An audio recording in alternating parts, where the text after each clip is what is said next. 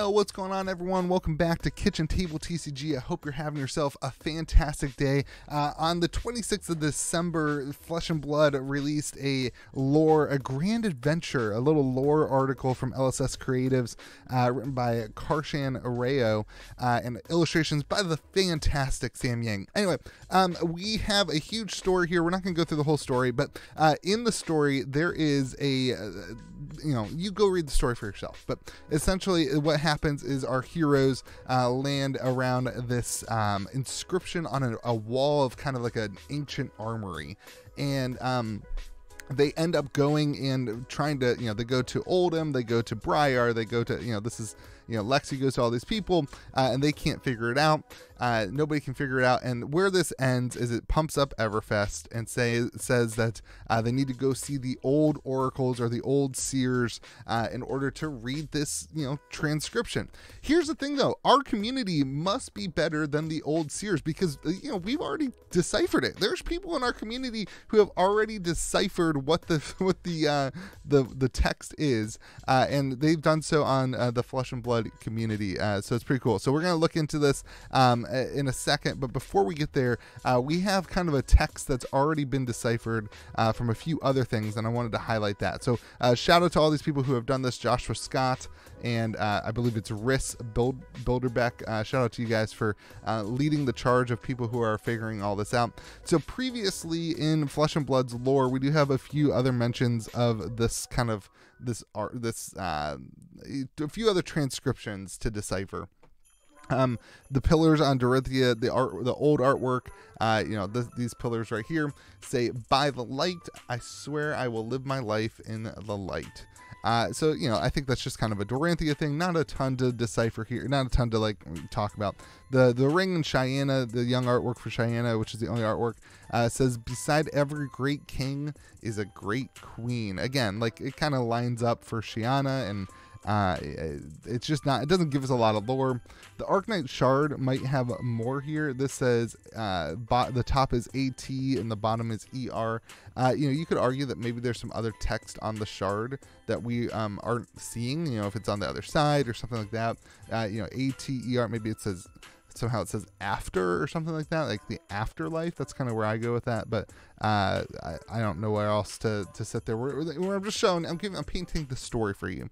And the quote at the bottom of Light Hero pages says, "Light, the stroke of creation." Let's see where that one is. Light, the stroke of creation. Light, brushstroke of creation, which of course is paying homage to the idea that the light is what created Solana and all that stuff. All right, now let's hop into this new stuff because I think there's actually a lot to talk about, and I think it's really exciting to see kind of something that's going to be so strong in the lore of Everfest and such. This is really painting the scene of why these heroes from Tales of Aria are going to Everfest. They have a desire to go to Everfest to meet these divine seers and their age-old oracles, and to kind of see what this text that they saw on the writing of this wall while they were, I believe they were, if I recall right, they were trying to figure out why there was so much stuff happening in Volthaven. Lexi was all worried about Volthaven. They stumble upon this wall, this text that's on this wall, in this giant armory. Right? Again, go read the article. I don't want to spoil too much of the article for you. But here we go. So on this text, we have deciphered it. Sorry, not we. This team of people, Riss and Joshua Scott, have discovered that this says, "This age of gods and monsters, OPHIDIA, the, we don't know, EEDER of the FYENDAL, will one day return." Man, so there's a lot of we're finally potentially seeing who OPHIDIA and FYENDAL are, and I think that's really, really exciting. We have long since kind of speculated on them being at the beginning we speculated on FYENDAL that it was actually her tunic and whatever, but now we've kind of long since come to this conclusion that they are some sort of divine beasts or divine gods or whatever. And I tend to think that OPHIDIA, and this is where I'm going to land here, OPHIDIA and FYENDAL are actually battling, that they are you really see it in one of two ways. Either OPHIDIA and FYENDAL are battling, and so it's like OPHIDIA, the eater, or the what do we say here? The feeder of the FYENDAL, like OPHIDIA ate the FYENDAL, right? The feeder, maybe.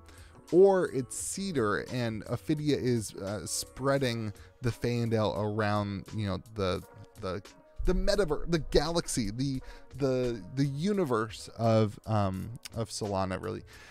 And so the cedar of the FYENDAL will one day return. The something of the FYENDAL will one day return. Let's see. The comment section had some good ideas here.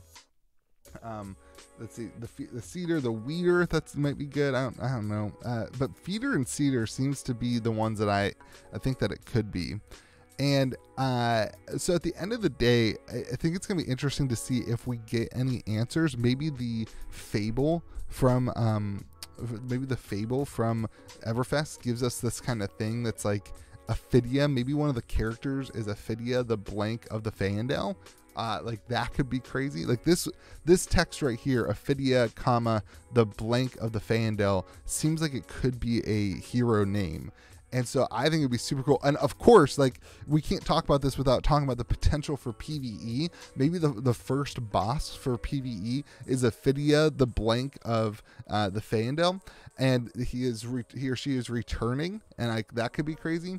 This is the age of gods and monsters. I really think a lot of Everfest is painting towards this idea of PvE and working together. Even the story, you know, you now have a grand adventure of heroes working together to accomplish something.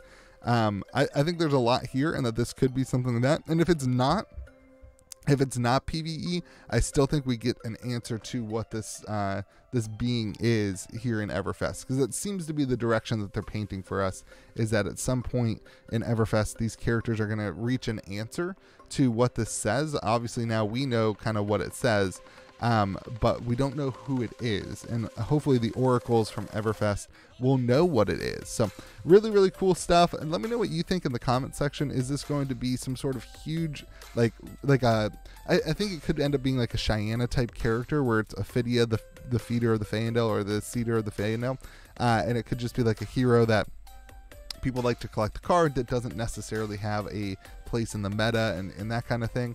But I also think that it could be, again, some sort of PvE boss type thing that kind of would one day return and be all the center. So anyway, I think it's really cool. Shout out to, again, Riss and Joshua Scott for putting together this for the community. It's super cool. Yeah, hope you guys have a great day. Let me know what you think in the comment section below, and we will talk to you again later.